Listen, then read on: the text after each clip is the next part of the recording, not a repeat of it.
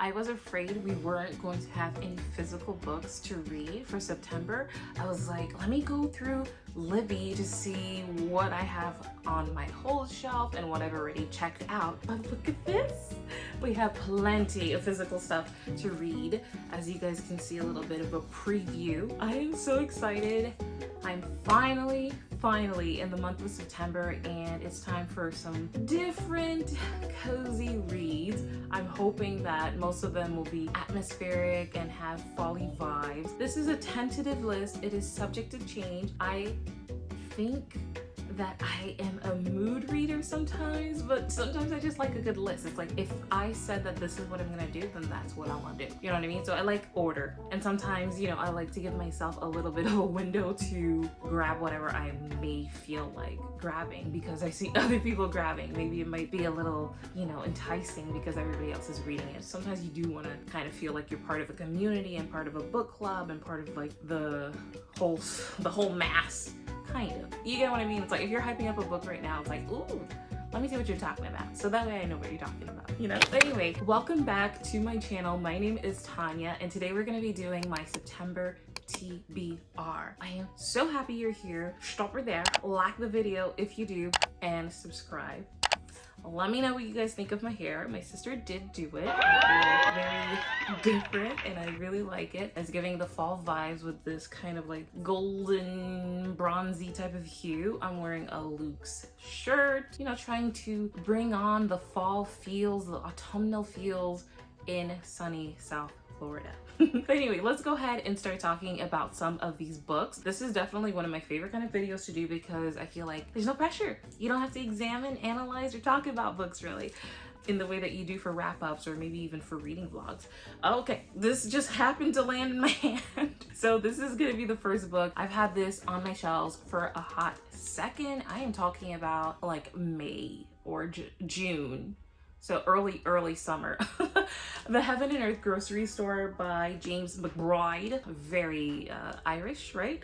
But The Heaven and Earth Grocery Store, what I believe I said before on a YouTube short that I created using this book and others, was that this Jewish and African, these neighbors, they basically dig up this development site and they find bones, if I am not mistaken. So it's starting to draw in that October spooky vibe. I seriously do try to save most of my spooky, scary, I'm not even a horror or thriller person, but if you have any amazing recommendations, please leave them below for me. But yeah, I'm typically not a spooky person, but you know, I don't mind dabbling a little bit with some spooky stuff, but strictly for October. My sister has been saying this for years. I believe she calls this, she likes to denote colors for the Burr months, the 3 months that are very much so for fall. So September, she calls it Red Fall. Isn't that so funny? Look at that, I'm wearing red. Didn't even think about that. Because, you know, kids are going back to school, you know, apples and all of that kind of stuff. So September is red fall. October is orange fall because of Halloween, of course. It's like, you know what I mean? It's orange fall. I hope that makes sense. And then November, she calls it brown fall because it feels like you have pumpkins still, but it's like the leaves are really desiccating and they're about to really fall off the trees so that way winter can come and embrace us, you know? And it has like that turkey feeling, that cozy knitted burrowed squirrel cornucopia. So maybe that's where she gets the color brown for November. So September is red, October is orange, and then November is like brown. And then you can put little yellows here and there because without yellow, hello. Okay, I'm talking way too much already, as I always do. But yeah, so The Heaven and Earth Grocery Store, it says here that in 1972, when workers in Pottstown, Pennsylvania, were digging the foundations for a new housing development, the last thing they expected to uncover was a human skeleton. Who the skeleton was and how it got buried there were just two of the long-held secrets that had been kept for decades by the residents of Chicken Hill, the dilapidated neighborhood where immigrant Jews and African Americans lived side by side, sharing ambitions and sorrows. I feel like this is in the same realm of Hello Beautiful by Ann Napolitano. I don't know, I'm looking for an emotional, like, gripping story, and I hope that this one delivers. So that's that one. Oh, I've talked about this so many times, but I did start The Covenant of Water. We're gonna continue this in September. It might trickle into October if I do not finish it because it's such a mammoth. But yeah, this is basically chronicling the lives of these people from the 1900s to 1977. It's set in Kerala, India, India's Malabar coast, and follows 3 generations of a family that suffers a peculiar affliction. In every generation, at least one person dies by drowning.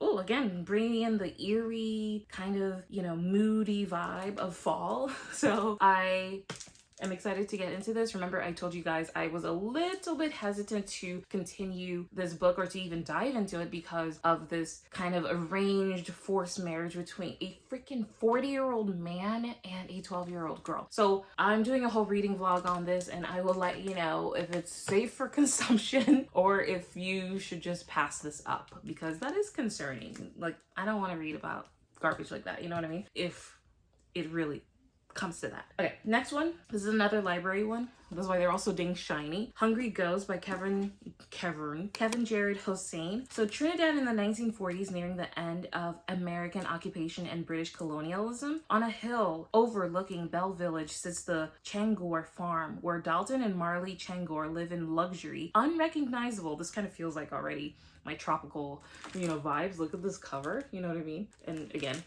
I live in the tropics, basically. So yeah, these two, Dalton and Marley, they live in luxury, unrecognizable to those who reside in the farm's shadow. Oh, hell no. So for me, it already stokes the feeling of like people, maybe this could be slaves? Yeah, British colonialism. The slaves are coming for you. You're living in luxury and the farm shadows. Let's see what they have to say. Down below is the barrack, a ramshackle building of wood and tin divided into rooms occupied by whole families. Among these families are the Sarabs, Hans, Shweta, and their son Krishna, all 3 born of the barracks. Oh my lord. That's heartbreaking, really.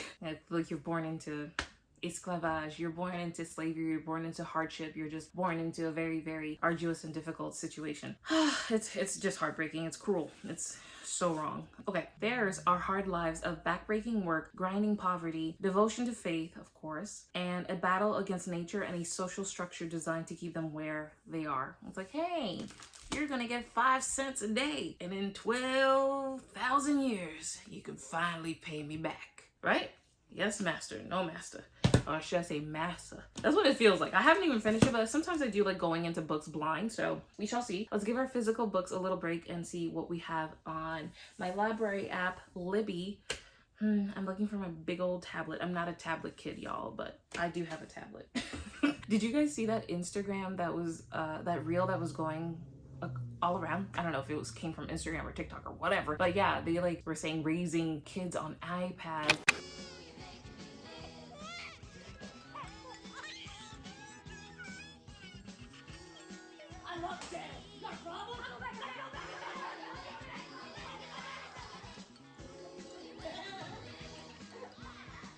I'm not a tablet kid, y'all, but I do have a tablet.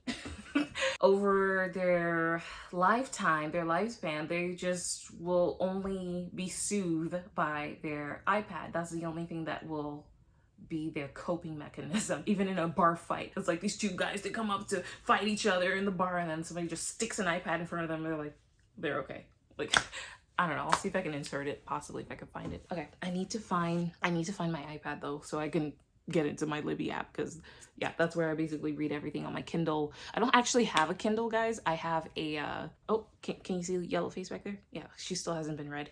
But yeah, I have a Kindle app on my iPad, and that's the way I like it. I don't think I'll ever own a Kindle because I don't like the idea of the Kindle because it doesn't have color in it. And I was trying to find, I was like, if Kindle had a color, like had a color kind of interface, I suppose, if it allowed color, then I think I would have jumped on a Kindle really quickly because a Kindle is pretty small. An iPad is so much bigger, you know what I mean? But it kind of makes me a little claustrophobic. Not that I don't like black and white things, but I just was like, I'd like to see all of my books in Technicolor. That's a horrible rendition of Hey Now from Hillary Duff. Okay, let me stop and think about where the hell my... Look at that. Look at that. Okay, so my trusty, beautiful blue iPad. Okay, guys, recently I've been listening to Sabrina Carpenter's Espresso song. It finally hit. I've been hearing it for months. I know it's in everybody's content, but I was like, I can't escape it. I can't escape that fun song.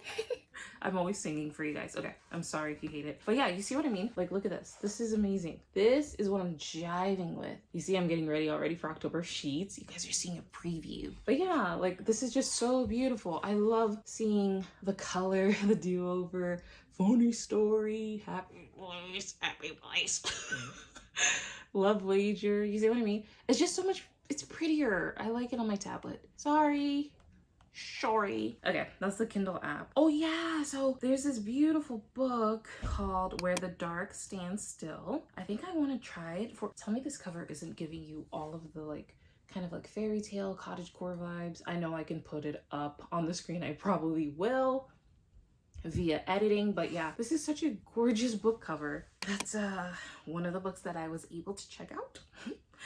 Okay, hold on. Yeah, so let's talk about that one actually. Where the Dark Stands Still by A.B. Poranek. So this is a New York Times bestseller. Har har.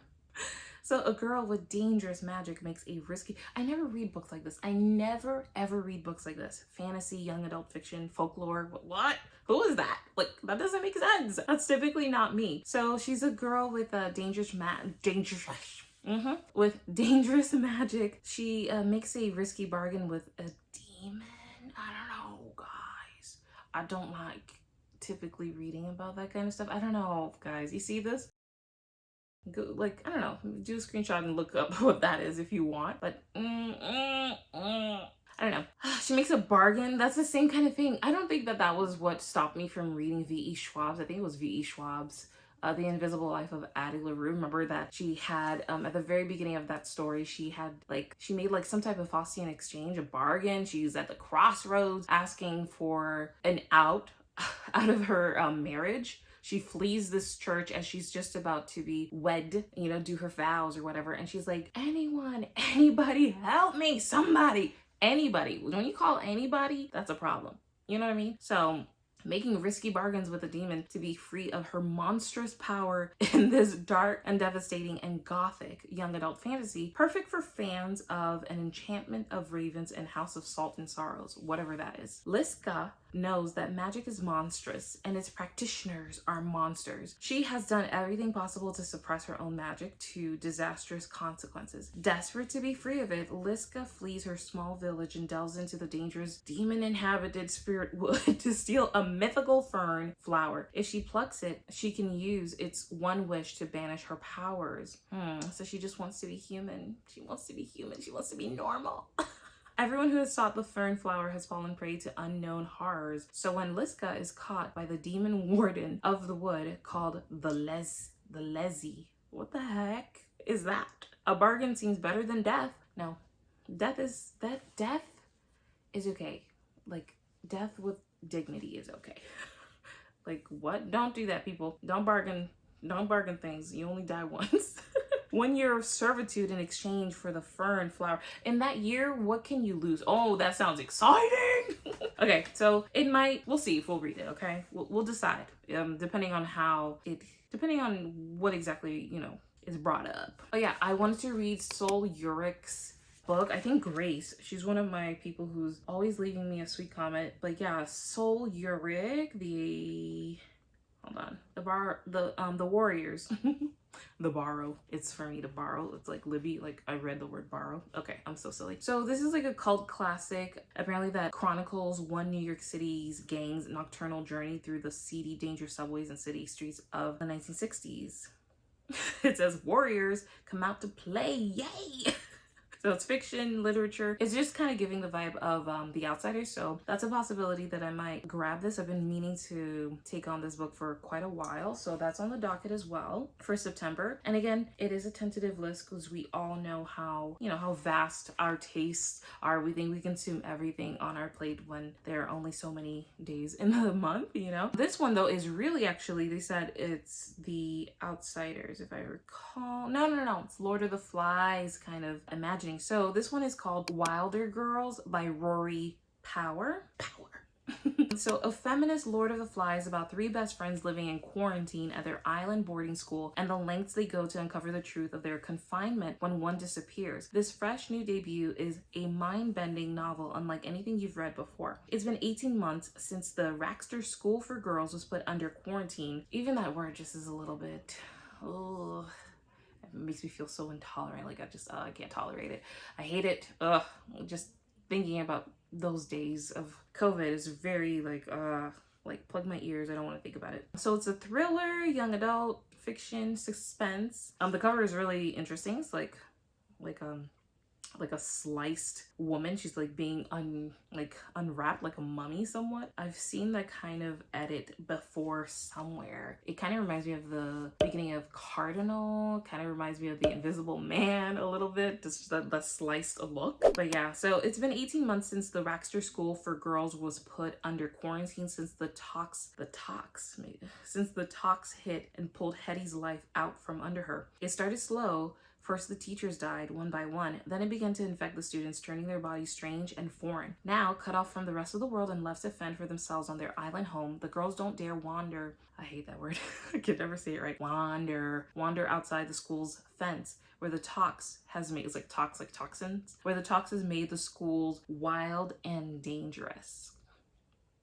They wait for the cure they were promised as the tox seeps into everything. But when Byatt goes missing, Hetty will do anything to find her, even if it means breaking quarantine and braving the horrors that lie beyond the fence. And when she does, Hetty learns that there's more to their story, to their life at Raxter than she could have ever thought true. Ugh.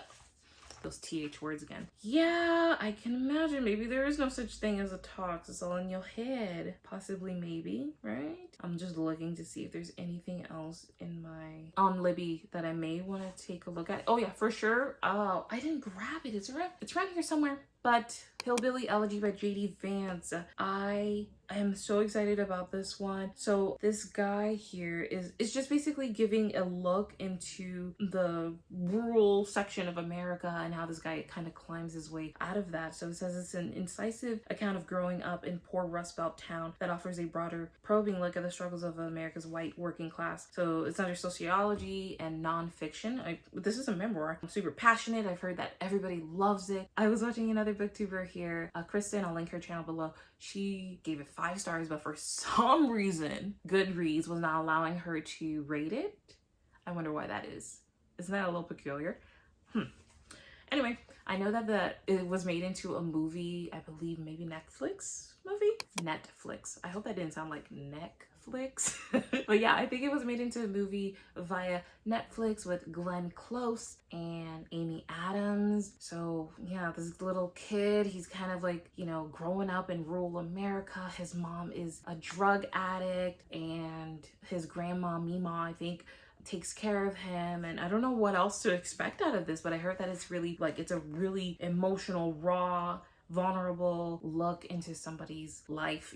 People go through having, that's not right English, but people have to endure sometimes family members who are addicted to maybe opioids or other forms of drugs. So yeah, that's really sad and really harsh and rough. Oh my gosh, another book that I really want to get to, possibly maybe, because I do want to throw in a romance. I've been enjoying so many romances over the summer that I don't necessarily want it to end. The 7-Year Slip, I heard that one was exquisite by Ashley Poston. Yeah, this is just a romance fiction. Let's see here. So this is an overworked book publicist. Oh, that sounds fun. With a perfectly planned future, she hits a snag when she falls in love with her temporary roommate. Uh-oh, funny story much? But funny story is obviously new. I know, this is a 2024 book. So she hits a snag and falls in love with her temporary roommate only to discover he lives 7 years in the past. And this witty and wise new novel from this author of The Dead Romantics. Sometimes the worst day of your life happens and you have to figure out how to live after it. So Clementine forms a plan to keep her heart safe. Work hard, find someone decent to love, and try to remember to chase the moon. The last one is silly and obviously metaphorical, but her aunt always told her that you needed at least one big dream to keep going. I'm gonna stop right there. That sounds so sweet. And her name's Clementine. Beautiful, beautiful. I was watching Ian Gildiner. Like, were you really watching him if you can't say his last name? But yeah, he has such a fun channel, very positive, very energetic. And I think he was doing kind of like man on the street kind of interviews where he was asking people to give him like their favorite book, like give me a book to read, something like that of the sort. And somebody wrote in face to face. Somebody told him Good Morning Monster by Catherine Gildiner, and that it just made them super emotional. So I see that this is a nonfiction psychology book. So it's about like trauma, I suppose, trauma recovery, things like that. I wonder why there's an egg. You're like break open to your raw form. I have a book here from the New York Times top 10 books of the 21st century. I did do a video on that, so check it out. By Patrick Radden Keefe, Say Nothing. This is again another nonfiction history true crime. We're just kind of like slowly diving into seedier, darker, moodier reads, preparing for, I don't know, more classics like possibly Dracula. Yeah, you'll see Dracula in October, I promise you. Or Dr. Jekyll and Mr. Hyde. So yeah, so there's that book, Say Nothing. And I do have The Paradise Problem by Christina Lauren. I have Under the Banner of Heaven by John Krakauer. That one is about religion, spirituality, true crime again, nonfiction. What is up with me with the true crime and the nonfiction? That is so odd, isn't it? Anyway, so yeah, those are some of the books that are on Libby. We're gonna quickly wrap this up because I don't want my TBR video to go on for too long. I feel like today I did pretty well. I don't have too many ums and okay, and there it goes. Sense and Sensibility. I was lucky enough to snag a pretty decent deal of like the box set of Jane Austen's books, some of her books, off of Amazon. So I just did. This is the first time. This will be my first Austen. I did a poll right here asking everyone which one is follier, Sense and Sensibility or North Banger Abbey, and it seems like the people have spoken. They said Sense and Sensibility, so I'm very happy about that because there's a movie with Emma Thompson, Trelawney, I think that's her name, Professor Snape,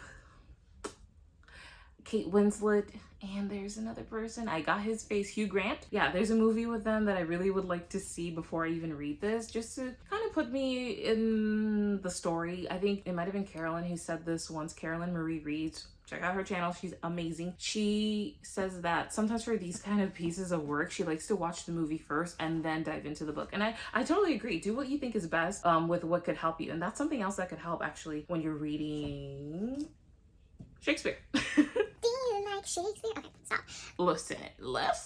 Okay, so William Shakespeare, I wanted to do Much Ado About Nothing, and I'm gonna tell you that I know nothing about it. So there's a possibility we're gonna do Shakespeare as well. I got this recommended to me by my sister. Ma, would you pass the taters, please? What did I tell you about funny voices at the dinner table? Hank, he is in character. The Arlen Public Library presents Of Mice and Men. I'm one of the two leads. The play's about a hard-working regular Joe and his slow-witted friend. Break a leg, Hank.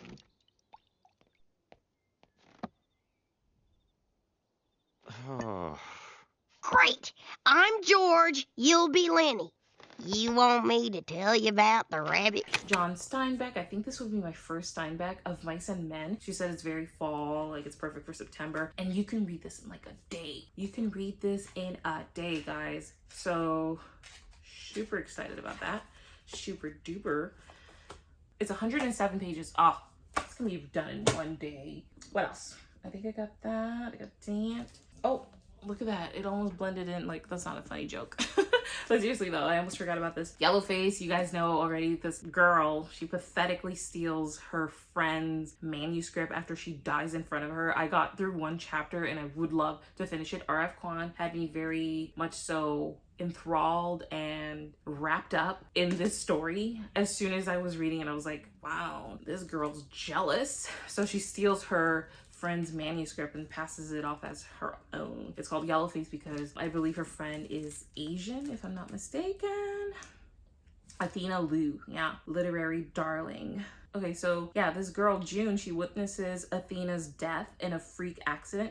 She acts on impulse. She steals Athena's just finished masterpiece, her manuscript, which is an experimental novel about the unsung contribution of Chinese laborers during World War I. So this just sounds so good. And oh, and I also had the Poppy War. I have so much, you know. And my final thing here, I just felt like this is very cottagey. I'm not sure if this is a winter book, a spring book, a fall book, but I just decided that I would like to read Emily Wilde's Encyclopedia of Fairies by Heather Fawcett. Like, some people I feel like might get confused that this is like the author is Emily Wilde. Like, no. Heather Fawcett is the author, guys. It's so pretty. I kind of wish that the inside had like, I don't know why the library just loves giving large print. I love it. I'm here for it. My sister hates that. I'm here for it. Anyway, I just felt like this would be perfect for fall because, like, look at this. It has like little mushrooms and we have fairies. It just seems like such a perfect read for the fall time. So Emily Wilde, she's this Cambridge professor who's quite an introvert like me. She's a genius scholar, meticulous researcher, and she's just out there in the field researching fae. That's what the kids say, fairies. And she wants to kind of have a compendium of fairy lore, so an encyclopedia. But she's not really good at talking to people, I suppose. She can never make small talk at a party or even get invited to one. She prefers the company of her books, her dog Shadow, and the fair folk to other people. So she arrives at this hard scrabble village of Okay, I'm sorry, but that sounds very Icelandic. It sounds very Scandi, very rough, or maybe even Russian either as well. Yeah, so Emily has no intention of befriending the gruff townsfolk, nor does she care to spend time with another new arrival, her dashing and insufferably, Wendell Bambleby, who manages to charm the townsfolk, muddle Emily's research, and utterly confound and frustrate her. So there's a romance aspect in here. I didn't even know that. So this is the first book, I believe, and this is the second one. So Emily Wilde's Map of the Other Lands. So yeah, it just makes me feel very like cottage and fairy core, like, you know what I mean? So these are some of the books that I intend on diving into for the month of September. I am hoping that this is just going to be another glorious month of reading, just like it was for August. Very, very happy about that past month. Let me know what you guys are reading, what you guys are, one more. There's a book by Nicola Yoon. It's actually a new release. I have to mention this. I would have felt so bad if I closed out this video like this. Oh my lord. So there's this book by Nicola Yoon. It's called One of Our Kind. I'm not too sure what it's about. Possibly a romance? No, yeah, romance thriller, African American fiction. That's all I need to know. I don't want to go into it too heavy. But yeah, I typically read almost all of Nicola Yoon's stuff because I started kind of with BookTube, reading everything, which I loved back in the day. That was like almost 10 years ago. Not me doing BookTube, but me reading that book. As I said, please let me know what you guys are reading, or if you have any recommendations. I'm still up for taking some recs because you guys are very good at scouring, you know, all through the pages and curating a perfect list of books that people would find intriguing. I found quite a few good recs in my comment section. So let me know what you guys are planning on reading, what you plan on doing for the fall season. Are you excited? Are you sad that summer's over? Are you, ready for the hustle and bustle of the holiday season? It's coming. People are probably already gonna be starting to talk about Christmas. You already know how it is. And we wonder why we're all such anxious people. Speaking of anxious people, there's a book by Sally Rooney, Normal People. I think I also have it on the list. Huge list, I know, but we'll figure it out. But yeah, thank you so much for watching. Don't forget to give the video a like and to subscribe, and I will see you in my very next video. Bye. More than likely, guys, this video will go up before my 7 books in 7 days video and before my wrap-up video. Yeah. And before the Count of Monte Cristo vlog. I just wanted to let you guys know that, so that way we don't have this TBR like in the middle of September. I would hate for that to happen. Okay, now I'm seriously gone.